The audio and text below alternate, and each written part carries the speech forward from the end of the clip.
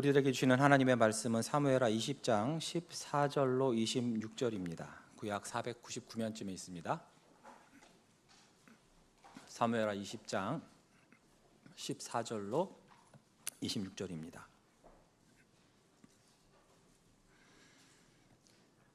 다 찾으셨으면 우리가 교독하시고 26절은 함께 읽겠습니다.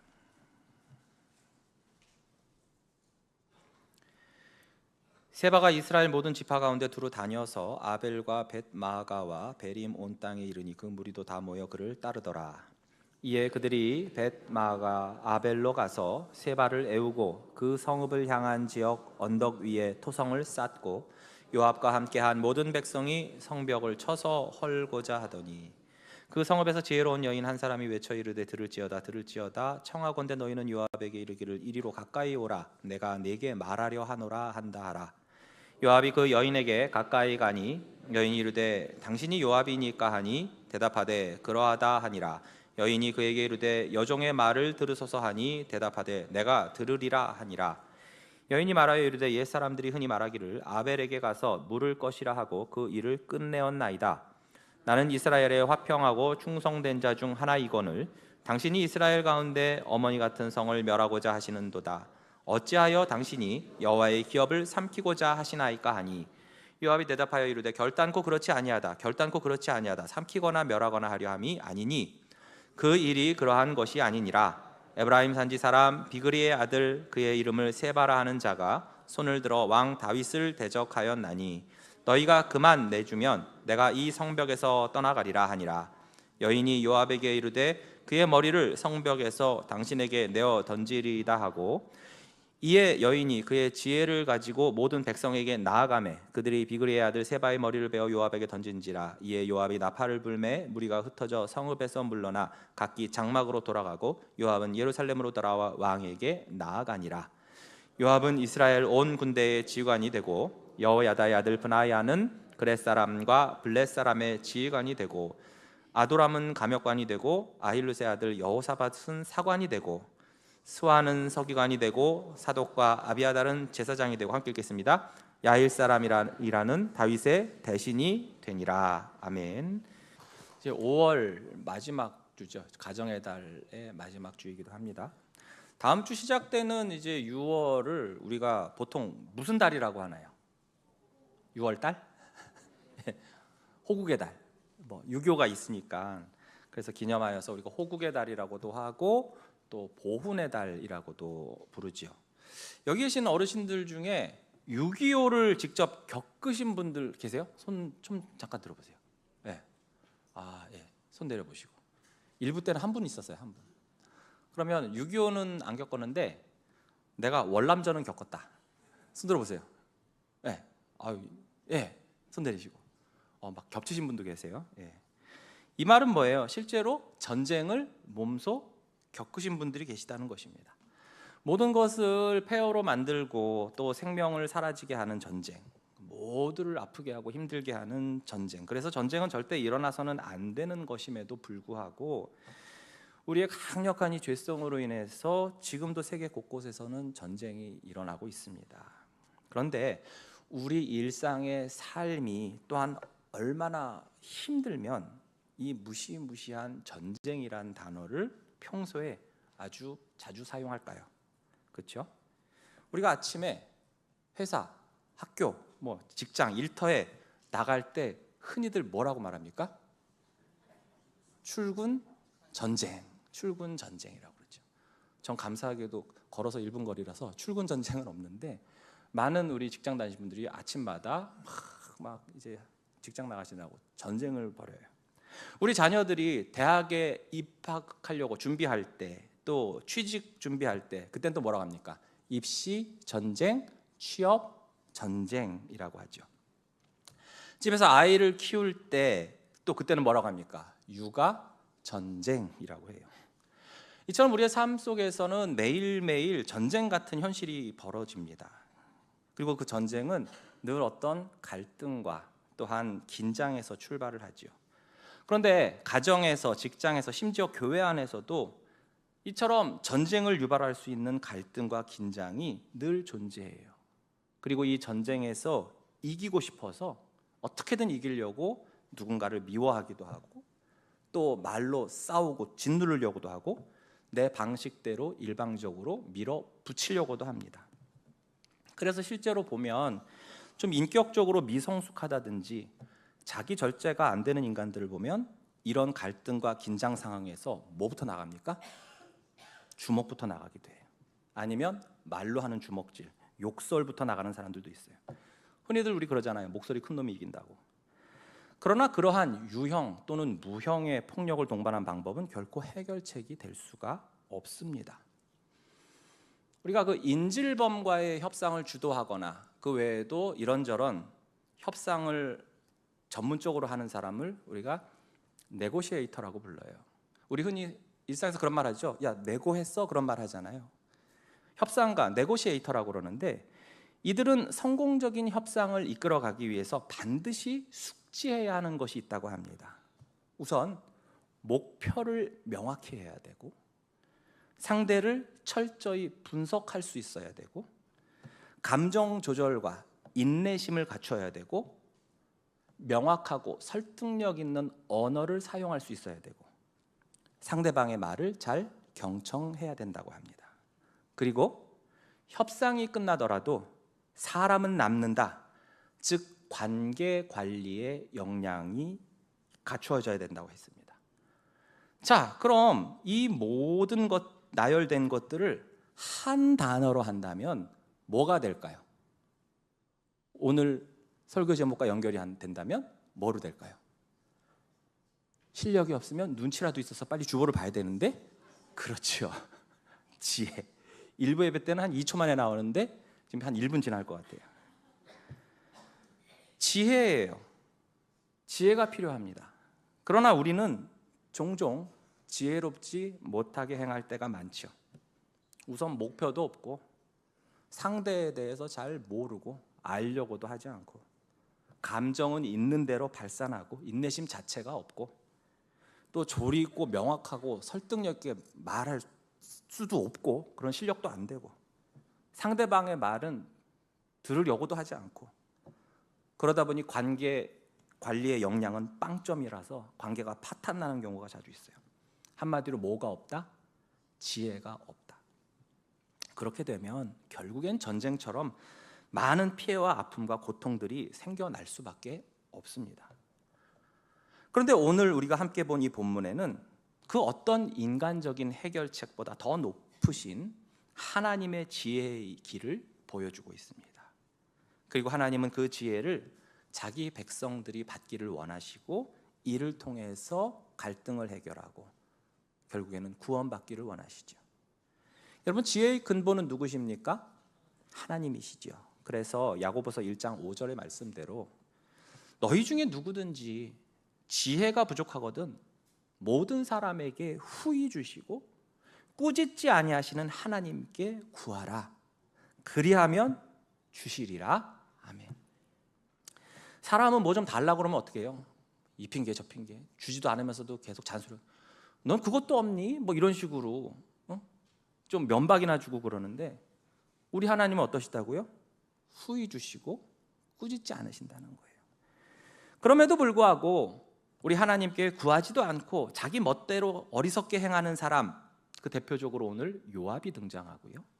또 반대로 하나님께서 주신 지혜로 모든 일을 화평케 하고 갈등을 해결하는 한 여인이 오늘 등장하고 있습니다. 우리가 지난주부터 보아온 사무엘하 20장은 다윗 왕국이 반역으로 또다시 흔들리는 위기의 상황을 보여주고 있어요. 다윗이 나이를 먹어가면서 점점 그의 통치력이 약화되고 있지요. 그리고 결정적으로 압살롬의 반역이 있었습니다.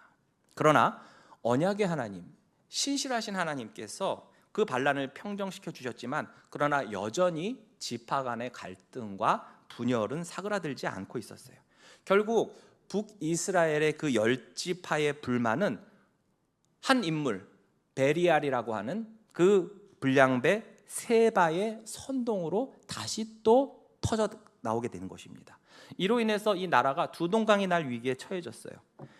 세바는 반역을 일으킨 후에 아벨 벳 마아가 또는 벳 마아가 아벨, 이것을 줄여서 아벨이라고 하는데, 이 아벨 성읍으로 도망을 쳤고 이에 요압은 군사들을 이끌고 그를 뒤쫓습니다. 자, 그런데 여러분, 요압, 여러분이 그동안 우리가 사무엘 상하를 보시면서 아시는 요압, 느끼시는 요압의 이미지가 어떻습니까?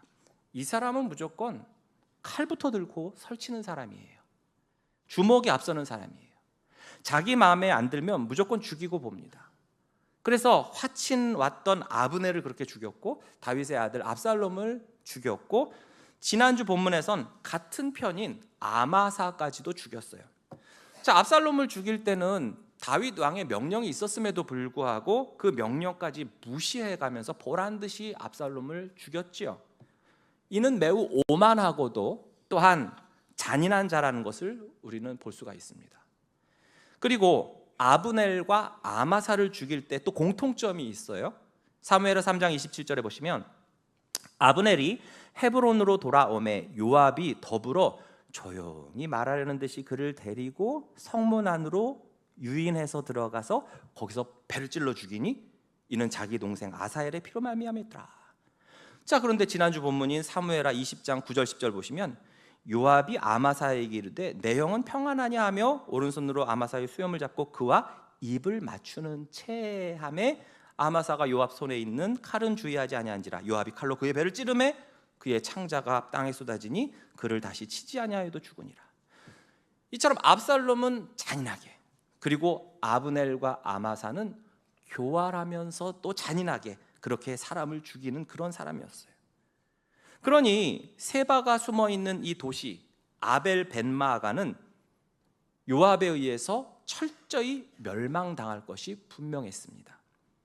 요압의 과거 그 잔인한 행동, 교활한 행동들, 그의 성품을 보면 반역자 세바는 물론이요, 지금 그가 거하는 아벨 벳마아가도 결코 무사하지 못할 것이라는 것을 알 수 있어요.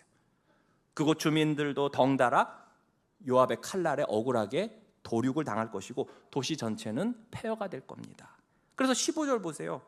이에 그들이, 즉 요압과 군사들이 벳마아가 아벨로 가서 세바를 애우고, 즉 애워싸고 그 성읍을 향한 지역 언덕 위에 토성을 쌓고 요압과 함께한 모든 백성이 성벽을 쳐서 헐고자 하더니, 자, 이 말은 뭐냐면 아벨 벳마아가 그 성의 높이만큼 또 둔덕 산을 쌓았다는 거예요.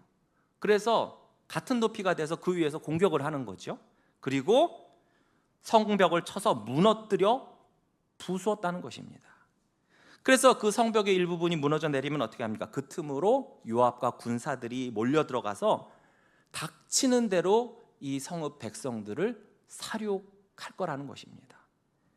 문제는 어떻게 되겠습니까? 그렇게 되면 요압은 다윗의 장수잖아요. 그러니까 다윗과 그의 왕조는 어떻게 됩니까? 두고두고 욕을 먹게 될 겁니다.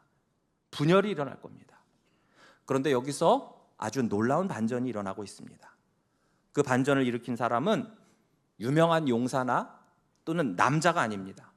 무명의, 신분도 고향도 알려지지 않은 어느 한 여인이었습니다. 그녀의 지혜로운 말 한마디가 이 성읍과 주민들을 구해낸 것입니다. 여러분, 진정한 지혜는요, 용기와 담대함이 수반된다는 사실을 아십니까? 그래서 지혜는 용기다, 지혜는 담대함이다 라고 직접적으로 언급을 하진 않았지만 성경에서는 분명히 그 연결성, 그 상관관계가 있음을 분명히 말씀하십니다. 잠언 28장 1절에 보시면 악인은 쫓아오는 자가 없어도 도망하나 의인은 사자같이 담대하니라 라고 하셨어요. 여러분, 잠언에서 의인 하면은 어떤 사람들이 나옵니까? 대표적으로 하나님을 경외하는 그런 지혜로운 자들을 잠언에서는 특히 의인이라고 말합니다. 즉, 이처럼 의로운 사람, 의인과 지혜는 바로 담대함으로 연결되고 있는 것입니다. 여호수아 1장 7절 볼까요? 오직 강하고 극히 담대하여 나의 종 모세가 내게 명령한 그 율법을 다 지켜 행하고 우로나 좌로나 치우치지 말라. 그리하면 어디로 가든지 형통하리니. 자, 율법의 가르침을 준행하는 자를 지혜로운 자라고 성경은 말씀하고 있습니다. 그러므로 율법을 따르고 준행할 때, 즉 지혜를 따를 때 담대함이 수반되는 것입니다. 신약에 와서도 마찬가지예요. 사도행전 4장 13절 볼까요? 그들이 베드로와 요한이 담대하게 말함을 보고 그들을 본래 학문이 없는 범인으로 알았다가, 여기서 말하는 범인이 뭐예요? 범죄자가 아니라 보통 그냥 평범한 그런 일반 사람인 줄 알았다가 이상히 여기며 또 전에 예수와 함께 있던 줄도 알고, 즉 예수 그리스도의 복음, 그의 말씀, 그를 따르는 제자는 바로 성령이 주시는 하늘의 지혜로 담대하게 복음을 전할 수 있다는 것입니다. 이 무명의 지혜로운 여인도 그러합니다. 그녀가 벌벌벌 떨면서 요압 장군에게 설설 기어간 게 아니라 당시 사회적 배경으로서는 감히 상상도 못할 그 담대함으로 오히려 요압을 부르지요. 야, 요압 좀 오라고 그래. 이게 16절입니다. 그 성읍에서 지혜로운 여인 한 사람이 외쳐 이르되 들을지어다 들을지어다 청하건대 너희는 요압에게 이르기를 이리로 가까이 오라, 내가 네게 말하려 하노라 한다고 전하거라. 이렇게 한 거예요. 이 담대함에 천하의 요압이 가까이 오지요. 당신이 요압이요? 그렇소만 그럼 이 여종의 말을 좀 들어보세요. 말하시오. 내가 듣겠소. 자, 그런데 이 여인은 무작정 자신의 요구부터 말하지 않아요. 지혜롭게 말하고 있습니다. 당신이 지금 파괴하려는 이 성읍이 어떤 성읍인지는 알기나 하시오 하면서 운을 떼고 있는 거예요. 18절에 보시면 여인이 말하여 이르되 옛사람이 흔히 말하기를 아벨에게 가서 물을 것이라 하고 그 일을 끝내었나이다. 자, 이 말은 뭐냐 하면 속담이에요. 옛사람들이 속담에 말하기를 아벨에게 가서 물어라, 그런 속담이 있습니다 라고 하는 거예요. 즉 그녀가 살고 있는 이 아벨이라는 성읍은 군사적 요충지, 군사적 요새가 아니라 옛부터 어떤 성읍이었냐, 지혜로운 자들이 거주하면서 성뿐 아니라 그 아벨 성읍뿐 아니라 다른 곳에서도 어떤 분쟁과 갈등이 있을 때 무력이 아닌 지혜로 그 모든 것들을 해결하려던 그런 장소였다는 거예요. 그래서 속담에도 아벨에게 가서 물어보라, 이 말은 분쟁이나 갈등이 있을 때 바로 이 성에 가서 지혜자들을 찾아서 해결책을 찾아라 라는 뜻이라는 거예요. 즉 이 성읍의 기능은 전쟁이 아닌 화해와 중재, 협상의 장소였던 것입니다. 그리고 그 일을 끝내었나이다, 이 말은 어떤 전쟁이라든지 물리적인 행사 없이 평화롭게 잘 해결되었다, 그것이 바로 우리 성읍의 전통적인 방식이었다라는 거예요. 그런데 이런 성읍에 와서 당신 요압이 그 세바 한 사람 잡겠다고 칼을 사용하고 무력을 사용하고 성벽을 부수고 사람들을 살육하는 게 과연 옳은 일인가? 라고 따지고 있는 것입니다. 자, 여기서부터 요압은 할 말을 잃지요. 그리고 이어서 여인은 쐐기를 박습니다. 19절이에요. 나는 이스라엘의 화평하고 충성된 자 중 하나이거늘. 이 말은 뭐예요? 뒤집어 말하면 요압 당신은 그렇지 못하다, 화평을 깨고 충성되지 못한 자다 하고 돌려치고 있는 거예요. 당신이 이스라엘 가운데 어머니 같은 성을 멸하고자 하시는도다. 어찌하여 당신이 여호와의 기업을 삼키고자 하시나이까 하니. 지금 요압 당신이 하려는 일은 여호와 하나님의 그 유업, 하나님께서 주신 기업을 멸하는 일이라는 거예요. 여러분, 하나님께서 이스라엘에 왕을 주시고 그를 통해서 구속의 역사를 이어가시는 가장 큰 목적이 뭡니까? 그를 통해서 자기 백성을 가지시기 위함입니다. 하나님께서 왕을 세워주신 이유도 하나님의 대리자인 그 인간 왕의 다스림과 보호를 통해서 자기 백성을 돌보시기 위함이었던 거예요. 그래서 최종적으로 그 언약에 의해서 자기 백성을 소유하시겠다는 그러한 뜻을 성경에서 많이 말씀을 하셨습니다. 여러분 들어보셨을 거예요. 나는 너희 중에 행하여 너희의 하나님이 되고 너희는 어떻게 해요? 내 백성이 되리라. 내 법을 그들의 속에 두며 그 마음에 기록하여 나는 그들의 하나님이 되고 그들은 내 백성이 될 것이라. 내 백성이 아니었던 자를 향하여 이르기를 너는 내 백성이라 하리니 그들을 이르기를 주는 내 하나님이시니라 할 것이요. 이것이 구약에만 나온 것이 아니죠. 신약에서도 똑같이 나옵니다. 어떻게? 예수 그리스도를 통해서. 하나님을 우리가 누구라고 부릅니까? 하사장님? 아니죠. 아빠, 아버지라고 우리는 부를 수가 있어요. 그러면 하나님은 어떻게 해요? 우리를 자녀라고 부르시고 하나님의 백성이라고 부르시고 천국 시민이라고 해주셨어요.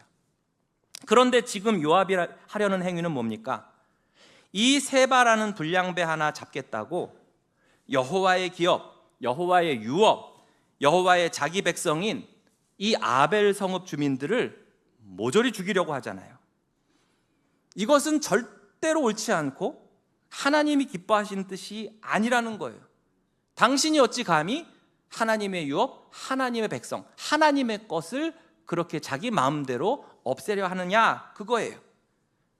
지금 당장은 세바와 그의 추종자들을 죽이는 일이 마치 다윗 왕조와 그의 번영을 위해서 중요한 일인 것처럼 보이지만, 그러나 그것이 아무리 그렇다고 해서 하나님의 보다 더 큰 구속사의 흐름을 방해하는 방식으로 이어져선 된다 안 된다? 안 된다는 것입니다. 그리고 이 여인은, 이 아벨 성은 바로 어머니 같은 성읍이라고 했어요. 일종의 비유지요. 누군가가 어머니를 죽인다면 그 가족들이 가만히 있겠습니까? 복수의 칼을 갈 것입니다. 마찬가지예요.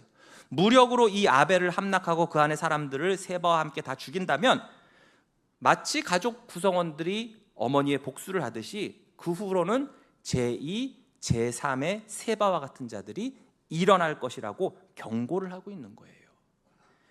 이처럼 무명의 여인이지만 담대하고도 지혜롭게 하나님의 마음과 뜻을 요압한테 전하자 요압도 어떻게 합니까? 그 마음이 감동이 왔어요. 그래서 세바만 내주면 내가 조용히 돌아가겠소 라고 하죠. 이제 이 여인은 요압을 설득했던 그 자신의 지혜를 가지고 이제는 성읍 백성들에게 가서 세바를 잡는데 자신의 지혜를 사용합니다. 22절이에요. 이에 여인이 그의 지혜를 가지고 모든 백성에게 나아가매 그들이 비그리의 아들 세바의 머리를 베어 요압에게 던진지라. 이에 요압이 나팔을 불매 무리가 흩어져 성읍에서 물러나 각기 장막으로 돌아가고 요압은 예루살렘으로 돌아와 왕에게 나아가니라. 여러분, 이 여인은 단순히 지혜로운 중재자, 협상가, 네고시에이터 정도로 그치지 않습니다. 혹자들은 이 그녀의 대화를 통해서 여선지자가 아닐까라는 추측을 하기도 해요. 그런데 진짜 중요한 것은 뭡니까? 이 여인이 멸망당할 수밖에 없는 백성들을 대신한 중보한 인물이라는 거예요. 그녀는 자신의 생명을 걸고 요압에게 나아갔습니다. 칼날이 코앞에 있는 그런 상황에서조차도 지혜와 담대함과 용기로 백성의 생명을 살리는 길을 택했던 것입니다. 이 여인을 보노라면 구약에서 등장했던 많은 중보자들의 모형이라고 할 수가 있을 겁니다. 소돔을 위해서 누가 중보를 했습니까? 아브라함이 그렇게 했죠. 배역한 백성들을 위해서 모세가 기도했습니다. 이 여인도 심판의 칼 앞에 선 성과 백성들을 위해 기꺼이 나섰다는 거예요. 그러나 이들 모두 사실은 그림자에 불과합니다. 이 언급했던 모든 중보자들도 결국에는 한 분을 향하고 있고 한 분을 가리키고 있습니다. 그분이 누구십니까? 바로 우리 주 예수 그리스도십니다. 예수님은 무너질 도시를 향한 칼날 앞에 선 이 여인처럼 진노의 잔을 마시기 위해서 하나님과 멸망당할 나 같은 죄인 사이에 서셨어요. 디모데전서 2장 5절에서 6절을 보시면 하나님은 한 분이시요 또 하나님과 사람 사이에 중보자도 한 분이시니 곧 사람이신 그리스도 예수라. 그가 모든 사람을 위하여 자기를 대속물로 주셨으니 기약이 이르러 주신 증거니라. 아멘. 예수님은 나의 죄 때문에 쏟아질 그 심판을 가로막기 위하여 십자가를 지셨던 거예요. 로마서 3장 23절에서 25절에 보시면 모든 사람이 죄를 범하였음에 하나님의 영광에 이르지 못하더니 그리스도 예수 안에 있는 속량으로 말미암아 하나님의 은혜로 값없이 의롭다 하심을 얻은 자가 되었느니라. 이 예수를 하나님이 그의 피로써, 그리스도의 피로써 믿음으로 말미암는 화목 제물로 세우셨으니 이는 하나님께서 길이 참으시는 중에 전에 지은 죄를 간과하심으로 자기의 의로우심을 나타내려 하셨다고 했습니다. 예수님은 나의 죄의 머리인 바로 이 세바와 같은 죄악을 대신 지시고 자신이 십자가 위에 던져지심으로 바로 나를 살리신 것입니다. 이사야 53장 5절이죠. 그가 찔림은 우리의 허물 때문이요 그가 상함은 우리의 죄악 때문이라. 그가 징계를 받음으로 우리는 평화를 누리고 그가 채찍에 맞음으로 우리는 나음을 받았도다. 이 구절을 여러분 다시 좀 띄워주세요. 이것을 우리라고 하지 말고 직접적으로 나라고 해서 한번 읽어보시기 바랍니다. 읽어보겠습니다. 시작. 그가 찔림은 나의 허물 때문이요 그의 상함은 나의 죄악 때문이라. 그가 징계를 받았으므로 나는 평화를 누리고 그가 채찍에 맞음으로 나는 나음을 받았도다. 아멘. 믿으십니까? 이처럼 예수 그리스도의 그 십자가에 의한 구원이야말로 세상의 어떤 지식이나 칼이나 무력보다도 더욱 강력하고 완전한 하나님의 능력이요 지혜임을 믿습니다. 성경은 이것을 정확하게 증거를 하고 계십니다. 고린도전서 1장 18절에서 25절인데 우리 한 절씩 교독하겠습니다. 제가 먼저 18절 읽어볼게요. 십자가의 도가 멸망하는 자들에게는 미련한 것이요 구원을 받는 우리에게는 하나님의 능력이라. 기록된 바 내가 지혜 있는 자들의 지혜를 멸하고 총명한 자들의 총명을 패하리라 하였으니 지혜 있는 자가 어디 있느냐? 선비가 어디 있느냐? 이 세대의 변론가가 어디 있느냐?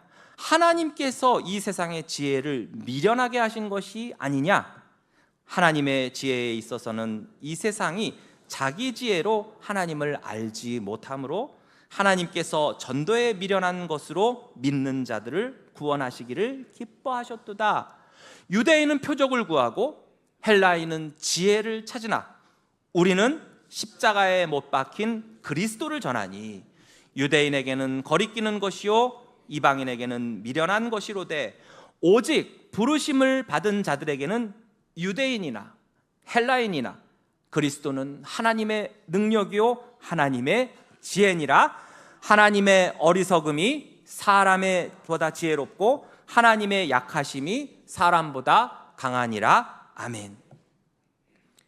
이후에 나오는 23절부터 26절은 바로 관료들이 제자리를 잡는 그 사건들을 통해서 이제 혼란과 분열의 시대가 막을 내리고 다윗 왕국이 다시 정비되면서 그 질서가 회복되고 있음을 말하는 것입니다. 그런데 이 회복은 단지 정치적, 행정적 안정을 말하는 것이 아닙니다. 이것은 하나님의 나라가 다시 세워지는 상징적인 사건이에요. 하나님은 죄와 혼란 가운데서도 그 크신 하나님의 지혜로 왕국을 새롭게 하셨습니다. 반역과 혼란을 심판하시되 그러나 그 목적은 멸망이 아니라 회복이라는 것을 다시금 보여주셨어요. 죄의 뿌리를 제거하신 후에 하나님은 자신의 나라를 다시 세워가신 것입니다. 죄로 인해서 무너지고 어지럽혀진 다윗 왕국이 하나님의 은혜와 지혜로 다시금 정돈이 되고 질서가 잡히면서 하나님의 뜻이 이 땅에 실현되어 가는 것이죠. 그리고 우리는 이 다윗 왕국이 완성형이 아님을 알고 있습니다. 이 땅에서의 불완전한 다윗의 왕국은 결국에는 완전한 메시아의 나라, 예수 그리스도의 나라를 예표하는 것이고 이를 통해서 우리로 하여금 다시 오실 영원하신 왕 예수 그리스도를 소망하게 하는 것입니다. 사랑하는 성도 여러분, 하나님은 오늘 본문에서 이 지혜로운 여인의 말로 전쟁을 멈추셨어요. 그리고 우리에게도 물으십니다. 너희는 과연 너희의 갈등과 분쟁을 칼로 해결할 것이냐, 아니면 하나님의 지혜와 십자가로 살아남겠느냐?